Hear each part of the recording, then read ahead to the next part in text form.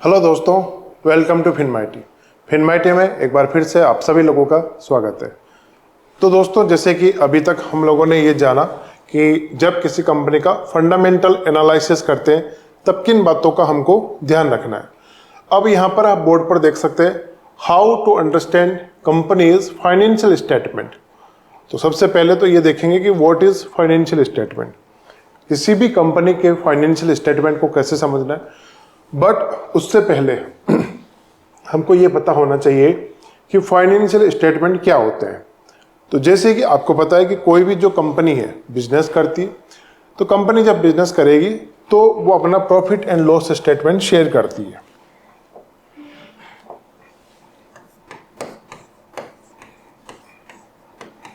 Profit and loss statement, इसके अलावा balance sheet,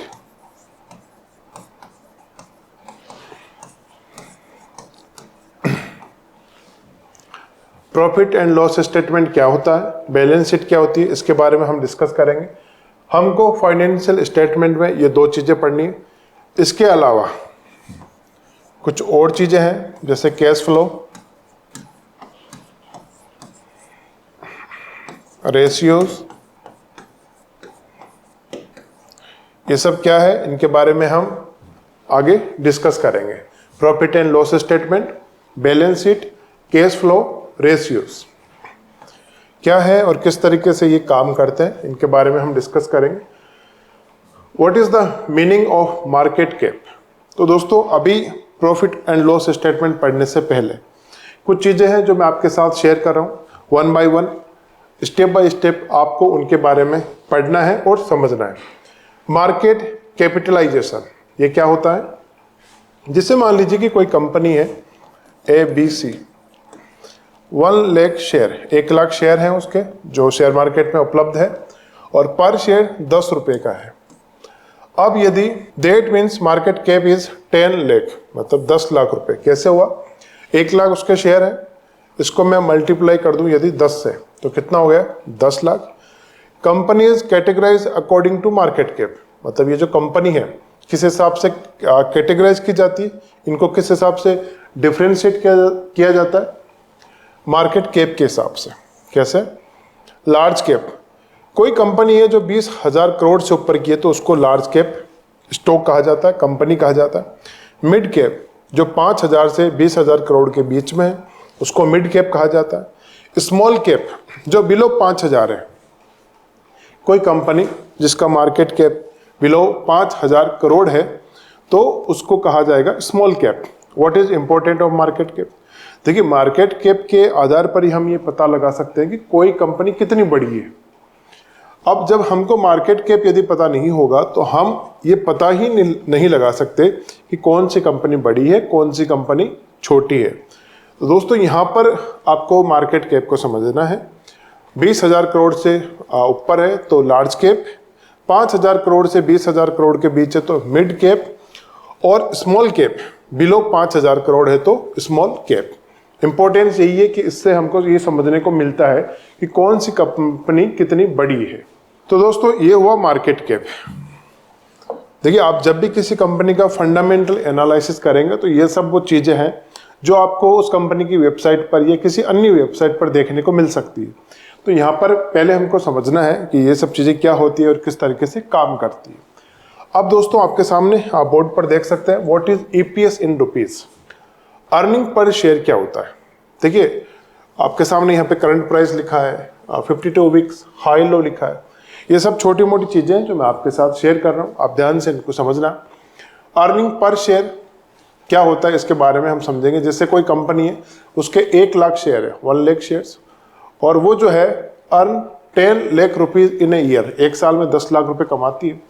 तो जब मैं इस 10 लाख को 1 लाख से डिवाइड कर दूं, 10 लाख उसकी अर्निंग है और उसके शेयर कितने, 1 लाख, तो 10 लाख को जब 1 लाख से मैं डिवाइड कर दूं तो मेरे पास आएगा 10 रुपीज़ पर शेयर, मतलब 10 रुपये पर शेयर कंपनी ने कमाया है, प्रॉफिट किया है। तो ये हुआ EPS, अर्निंग पर शेयर। तो दोस्तों यहाँ पर EPS की एक वैल्यू होती है, किस तरीके से उसकी वैल्यू हमको निकालनी है वो हम आगे देखेंगे। वैल्यू का मतलब ये है कि उसकी इंपॉर्टेंस क्या है। करंट प्राइस, आप जब भी कोई वेबसाइट देखें या डीमैट अकाउंट में देखते हैं या आप कहीं पर भी उसको देखें NSE BSE के वेबसाइट पर भी, तो या किसी अन्य वेबसाइट पर भी आप देखें, तो करंट प्राइस जो है वो ये दिखाता है कि करंट मार्केट अभी जो है आज के दिन अभी उसकी मार्केट प्राइस क्या है जिस शेयर को आप देख रहे हैं। जैसे अगर कहीं पे लिखा है CMP 2500 रुपये, तो इसका मतलब क्या हुआ, अभी मार्केट प्राइस 2500 रुपये। 52 week high low, 52 week high और लो का मतलब यह है कि पिछले 52 सप्ताहों में कोई शेयर है जो कितना हाई गया और कितना लो। जैसे मान लीजिए कि कोई शेयर 200 रुपये हाई गया है, 100 रुपये लो गया है। इसका मतलब क्या हुआ, ये जो शेयर है 100 रुपये से 200 रुपये की रेंज में रहा पूरी साल के दौरान। तो 52 वीक हाई लो को वैसे देखें तो इसका कोई ज़्यादा इंपॉर्टेंस नहीं है, बट यहाँ पर यदि एक फैक्टर को मैं और ऐड कर दूँ तो वो क्या है, जैसे मान लीजिए कि बाजार में गिरावट आए और पूरे सेक्टर के साथ, जैसे कि IT है, फार्मा है, ठीक है, यदि पूरे सेक्टर में गिरावट हो सकता है कभी कभार बाजार ऊपर जाए जबकि कोई सेक्टर नीचे जा रहा हो, ऐसा भी पॉसिबल होता है। तो किसी एक सेक्टर में गिरावट है, जैसे IT में गिरावट है और कोई इस IT सेक्टर का शेयर है, कोई भी विप्रो है, इन्फोसिस है, TCS है, यदि इस पूरे सेक्टर के साथ किसी एक कंपनी के शेयर में भी गिरावट है जो 52 वीक लो के आसपास में है, 52 वीक लो 52 वीक लो के आसपास में है और फंडामेंटली स्ट्रॉन्ग है, कैसे,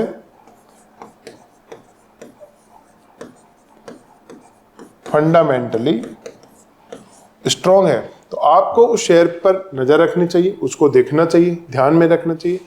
ऐसी पॉसिबिलिटी बनती है कि वापस जब पूरा सेक्टर ऊपर जाएगा तो उस सेक्टर के ऊपर जाने की अच्छी खासी संभावना बनती है। तो 52 वीक 52 वीक का यही एक इम्पोर्टेंस है कि जब पूरा सेक्टर डाउन हो, पूरा सेक्टर नीचे हो, तो उस सेक्टर के जो सबसे महत्वपूर्ण शेयर हैं, जो कंट्रीब्यूशन जिनका अच्छा रहता है उस सेक्टर को ऊपर नीचे ले जाने में, तो आपको देखना है कि भाई कोई ऐसा शेयर जो फंडामेंटली भी अच्छा है और उस सेक्टर के साथ उसमें गिरावट है और 52 वीक लो के आसपास है, तो आप उस पर नज़र रख सकते हैं, एक बाइंग अपॉर्चुनिटी वहाँ पर तलाश कर सकते हैं। तो ये 3 चीज़ें हैं यहाँ पर जो आपको ध्यान में रखनी है।